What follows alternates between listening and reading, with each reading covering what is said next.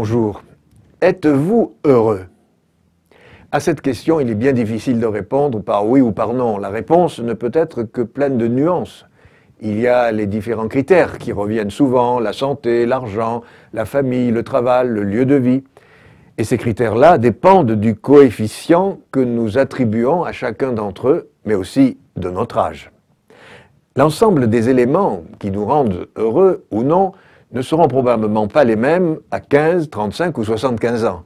Et d'ailleurs, le souvenir d'une période heureuse de la vie passera nécessairement par le filtre de ce souvenir, filtre qui ne rend pas toute la réalité de cette période. L'université d'Harvard a mené pendant 75 ans une étude sur 724 hommes. Au début de cette étude, en 1938, la moitié des personnes étudiées étaient en deuxième année de Harvard. L'autre moitié venait du quartier le plus pauvre de Boston. L'objet de l'étude était donc de savoir ce qui rend heureux.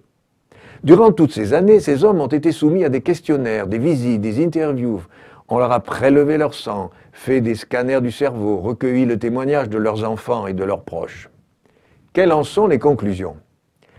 Robert Wadlinger, quatrième directeur de l'étude, affirme « Les leçons ne portent pas sur la richesse ou la célébrité ou le travail. Le message le plus évident est celui-ci. Les bonnes relations nous rendent plus heureux et en meilleure santé. C'est tout. La solitude tue. » Fin de citation. Ainsi, peu importe l'âge, cette étude montre l'importance de se savoir entouré, de pouvoir être écouté, de pouvoir rencontrer celles et ceux que nous aimons, de pouvoir parfois même se disputer. On pensait que la solitude était le mal du XXIe siècle. Il était apparemment aussi celui du XXe et sans doute des siècles précédents.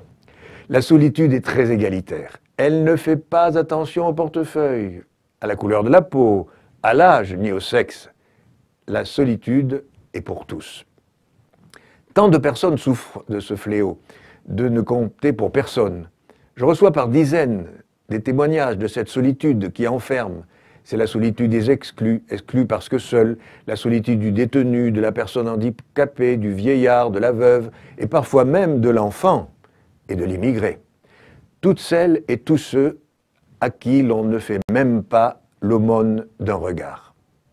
Quelques minutes de conversation, un petit service, une délicate attention, un aiguillage vers tel ou tel cercle associatif, activité, tant d'outils sont à notre disposition pour combattre ce fléau. Puis, au plus profond de leur solitude, les chrétiens n'oublieront pas celui qui a aussi été bien seul au désert, au banc des Oliviers et sur la croix.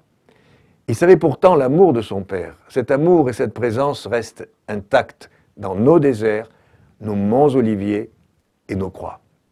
À bientôt.